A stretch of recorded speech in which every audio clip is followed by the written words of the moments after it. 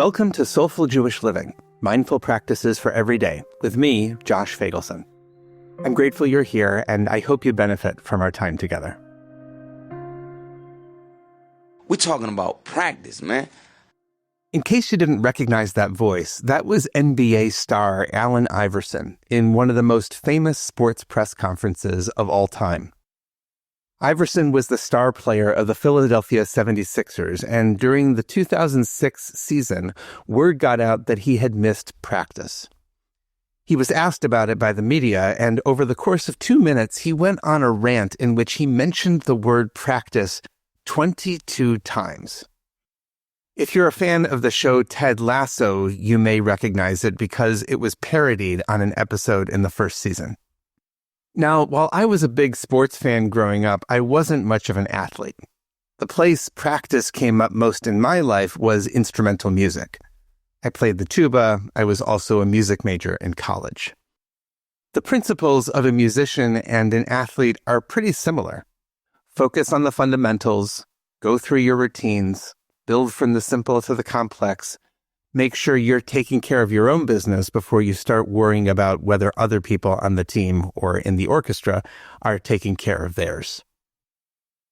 Like so many kids and adults, I had a love-hate, mostly a hate-hate relationship with practice.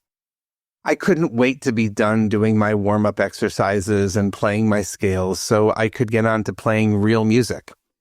I was talented, and talent can get you a certain distance, so sometimes I would rely on my talent. But like lots of talented athletes or musical performers, I learned that will only get you so far. Far more often, the people who do best are the people who put in the work, the people who play their scales and hit the gym, the people who show up and hustle at Practice. Funny enough, we talk about practice on this show a lot. Like all the time, but we're not talking about drills or the basketball court or scales on the tuba the way Iverson talks about it. Not exactly, anyway, because what Iverson is driving at is the distinction between practice and a real game. One of them counts and one of them doesn't. On one level, that's true. We practice being mindful on low-stakes items like drinking your coffee or taking a breath, so that we'll be mindful when the stakes are higher, a major ethical decision, a life or death choice. But on another level, in Jewish life, there's not really a distinction between practice and game time because it's always game time. Everything counts. Every moment counts. So the kind of practice we're talking about isn't so much in the sense that practice is different from performance. What I think we really mean by practice is more like the ancient Greek word it's derived from, praktikos, which is about doing something as opposed to merely thinking about it. Practice as in practical, rather than just theoretical. The point of saying that something is a practice is to do it, not just talk about it. Lilmod v'la'asot, to study and to do, as we might say in Hebrew, or na'aseh v'nishma. We will do it, we will practice it, and we'll also seek to understand it, as the ancient Israelites said when they received the Torah at Mount Sinai. Over the last 7 episodes, we explored a bunch of regular, pretty mundane practices, daily rituals for things like waking up, going to the bathroom, putting on clothes, eating, working, entering and leaving a space, and going to bed. None of these are earth-shattering events. They are things we do every day, not the kinds of things we typically think of as game time performances. But the reason I think they're so important, the reason I wanted to devote 7 episodes to them is that, like any kind of discipline, in order to manifest a change in your life, you actually have to do it, and do it regularly.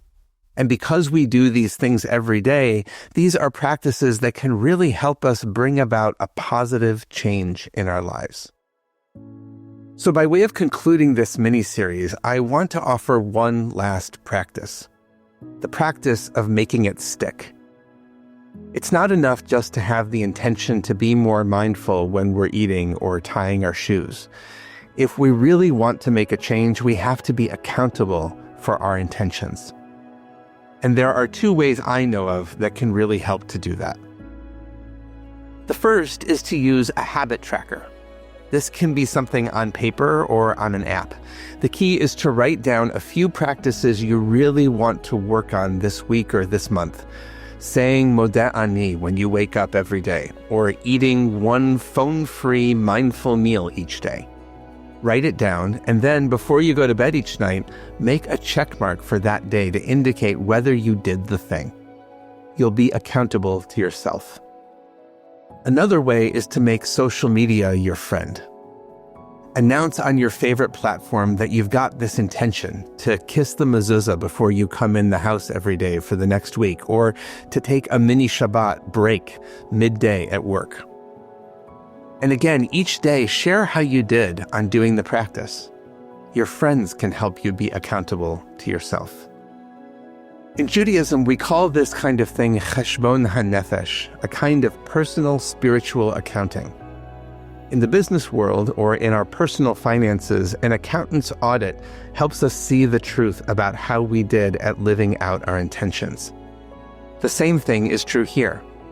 A spiritual accounting helps us stay honest and accountable, and hopefully can help these daily practices to stick. Blessings for the journey. Know that I'm on it with you.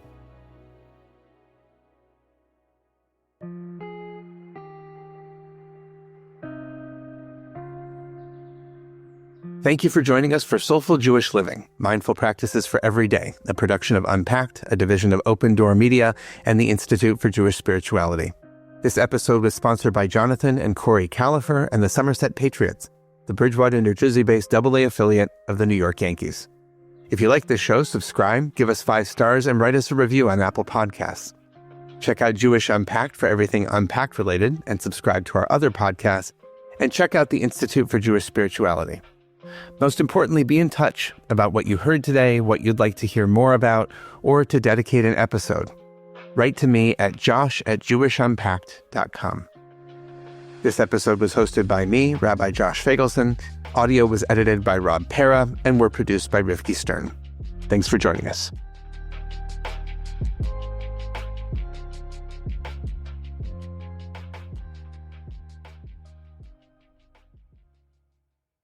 Hey, Soulful Jewish Living listeners, Noam Weissman here. You might know me from some of the other Unpacked podcasts, like Unpacking Israeli History and Wandering Jews with Michal and Noam. I won't stand between you and the very important mindfulness experience that's about to take place. And I wouldn't interrupt your listening if I didn't have something important to share. I want to tell you about this very important fundraiser that's going on until December 31st. Without donors like you, we simply wouldn't be able to do the work that we do or grow in the way that our audiences are expecting of us, which is why we're asking you, our loyal listeners, to help support our podcast expansion. I'm talking more episodes in both audio and video formats, more special guests, live events, and so much more. We're kicking off this plan with Unpacking Israeli History, and we have big things in store, like really big things in store.